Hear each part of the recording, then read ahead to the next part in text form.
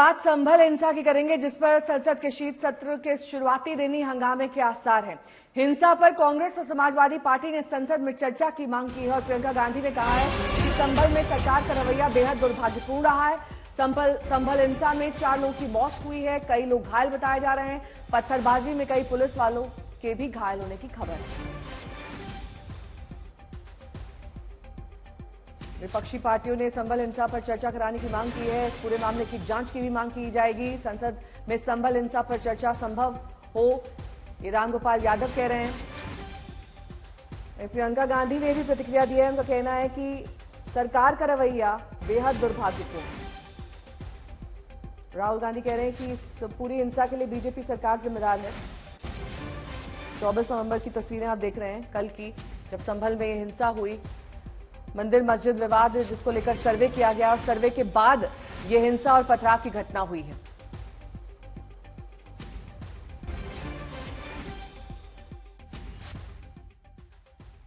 कई लोग मारे गए वहां का जिला प्रशासन पूरी तरह इसके लिए दोषी। एक बार सर्वे हो चुका था, दोबारा 6 बजे डीएम लेके पहुंच गया वहां पे, और किसी पक्ष को जज ने फैसला दिया, जो न आदेश दिया उसमें दूसरे पक्ष को न बुलाया न जानकारी। ऐसा कभी होता नहीं।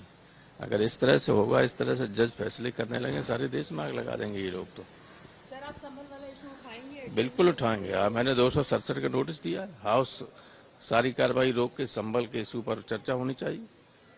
दोषी लोग कार्रवाई करें। तो कई लोग मारे गए, 3 तो केवल दिखाए जा रहे। सीधी गोली चला रहे थे, आपने देखा होगा। कह रहे थे पुलिस वाले कि गोली चलाओ, सब लोग गोली चलाएं। हिमांशु हमारे सहयोगी इस वक्त जुड़ चुके हैं। और हिमांशु, संभल का एक ऐसा मुद्दा जिसमें 4 लोगों की मौत के बाद सिर्फ उत्तर प्रदेश की सियासत गरमाई नहीं है, संसद में भी अब ये मुद्दा उठेगा। देखिए, बिल्कुल जिस तरीके से ये मुद्दा गरमाया हुआ है, उसको लेकर विपक्ष नहीं चाहता है कि कोई भी मौका जो है वो छोड़ा जाए। और जब संसद का सत्र चल रहा हो और आज संसद के सत्र का पहला ही दिन है, तो ऐसे में विपक्ष जरूर चाहेगा कि अलीगढ़ संभल जैसे जो मुद्दा है इसको लेकर बढ़ा जाए। और समाजवादी पार्टी और कांग्रेस की तरफ से जो है एडजर्नमेंट नोटिस दिया गया है और कहा गया है कि इस पर चर्चा होनी चाहिए। लेकिन चर्चा किस नियम के तहत होगी, नहीं होगी, इसका अधिकार जो है वो लोकसभा स्पीकर और राज्यसभा के चेयरमैन के पास है। और उसको लेकर जो है एडवाइजरी कमेटी के अंदर जो है ये चर्चा होती है कि किस विषय के ऊपर जो है चर्चा कब की जाएगी, कितने घंटे का समय जो है एलोकेट किया जाएगा और किस नियम के तहत जो है वो चर्चा की जाएगी। लेकिन विपक्ष ये चाहता है कि एडजर्नमेंट नोटिस के तहत जो चर्चा होनी चाहिए। एडजर्नमेंट नोटिस का मतलब ये है कि सभी चीजों को रोककर जो है, ये बहुत ही महत्वपूर्ण मुद्दा है, इस पर चर्चा हो। और विपक्ष इसी चीज को लेकर जो है हंगामा भी करेगा। लोकसभा जो है अभी 12 बजे तक के लिए जो है स्थगित कर दी गई है, क्योंकि लोकसभा के 2 जो सिटिंग सांसद थे उनका देहांत हुआ था। उनके लिए जो श्रद्धांजलि देने के बाद जो है अभी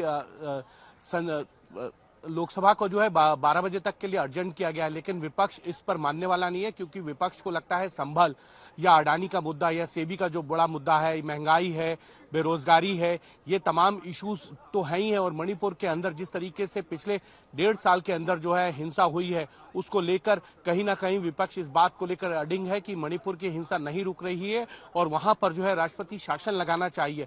तो कहीं ना कहीं ये तमाम मुद्दे जो हैं इस शीतकालीन सत्र के अंदर जो है वो चर्चा के अंदर रहेंगे। और विपक्ष चाहेगा कि सरकार इस पर जवाब दे।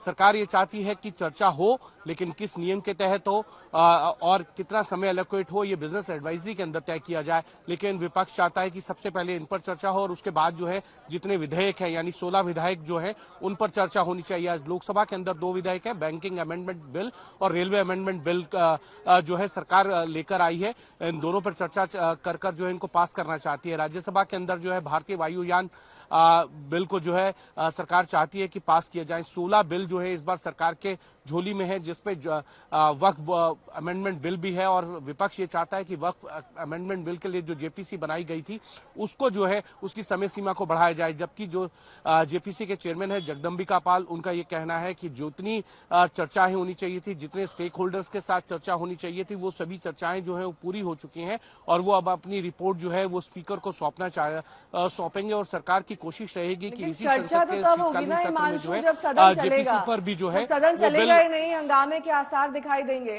तो देखिए बिल्कुल चर्चा होगी कैसे?